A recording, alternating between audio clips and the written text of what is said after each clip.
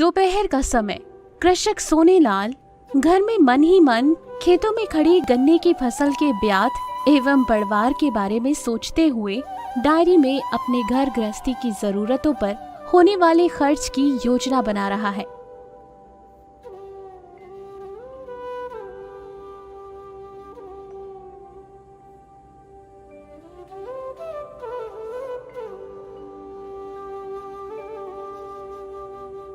सभी भाइयों एवं प्रधान जी राम राम।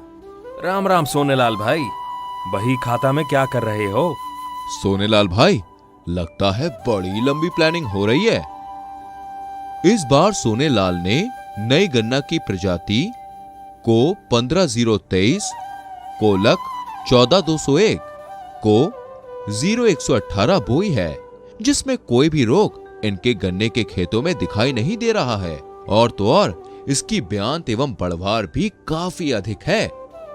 जी प्रधान जी, इस वर्ष अब तक गन्ने की फसल देखकर एवं होने वाली अपेक्षित आमदनी को सोचते हुए लड़के को शहर भेजकर मेडिकल की तैयारी हेतु कोचिंग में दाखिला दिलवाना चाह रहा हूँ। घर में नई बैठक भी बनवाऊंगा एवं नई मोटरसाइकिल भी खरीदने की प्लानिंग कर रहा हूँ।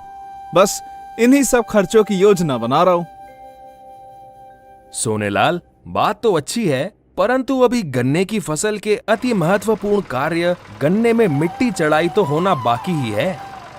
गन्ने में मिट्टी चढ़ाई वाला कार्य के बाद ही घर एवं खेती बाड़ी से संबंधित खर्चों के लिए गन्ने की फसल से आमदनी को सोचो।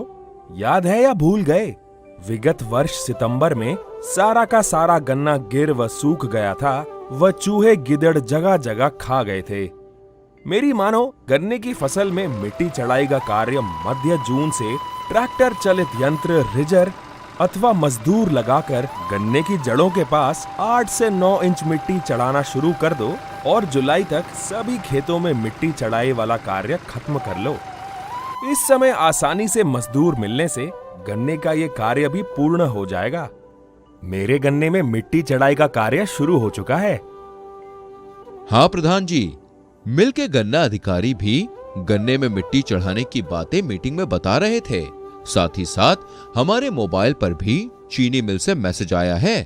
वे बता रहे थे कि जड़ों के पास मिट्टी चढ़ाने से घास कम होती है और गन्ने को एक मजबूत आधार मिलता है। मिट्टी चढ़ाने से गन्ने की पैदावार बढ़ती है, क्योंकि इससे अनावश्यक किल्ले नहीं निकलते हैं, जिससे पहले से बढ़ रहे किल्ले मोटे लंबे तैयार होते हैं।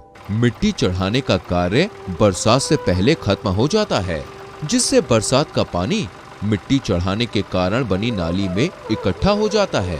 इससे गन्ने की जड़ें खराब नहीं होती हैं। भैया, मिल वालों ने तो ये भी बताया था कि मिट्टी चढ़ाने से पहले गन्ने की जड़ों के पास 20 किलोग्राम ग्रैन्युलर बायोपोटाश प्रति बीघा की दर से प्रयोग करके मिट्टी चढ़ाएं। इससे गन्ने की पैदावार सर्वोत्तम प्राप्त होगी। प्रधान जी, मिल वाले अधिकारी बिल्कुल ठीक कह रहे हैं। वो सारी बातें हमारी भलाई के लिए ही कह रहे हैं। मैंने गन्ने की बुआई हेतु खेत की तैयारी, गहरी जुताई एवं धरती फाड़ यंत्र चलाकर की थी। इस कार्य को करने पर भी बरसात या बाढ़ का पानी खेत में देर तक नहीं भरा रहता है एवं गन्ना नहीं गिरता। ये तो तुम बहुत ही अच्छा काम किए हो सोनेलाल, परंतु यदि प्लानिंग को अमली जामा पहनाना है तो मिट्टी चढ़ाई का कार्य गन्ने के समस्त खेतों में कर ही दो। प्रधान भैया, आप सही कह रहे हो।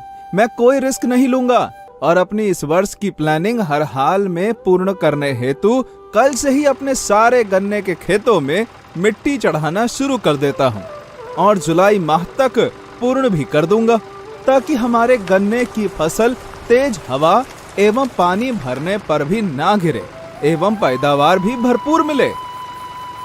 प्रधान जी, आपका बहुत शुक्रिया। आपने सही वक्त पर हमें जगा दिया, नहीं तो हमारी प्लानिंग धरी की धरी ही रह जाती।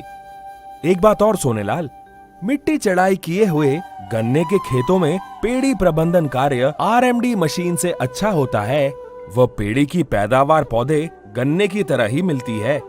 किसान भाइयों, प्रधान भैया की बात मानो तुम लोग भी। अपने अपने गन्ने के खेतों में मिट्टी चढ़ाओ एवं आज ही हम सभी चौपाल लगाकर सभी किसान भाइयों को मिट्टी चढ़ाई के लिए बताएंगे। ताकि हम सभी ग्रामवासियों को गन्ने में साल भर मेहनत किए कार्यों का पूरा फायदा मिले। आपका धन्यवाद करने के लिए मेरे पास शब्द नहीं है प्रधान भैया।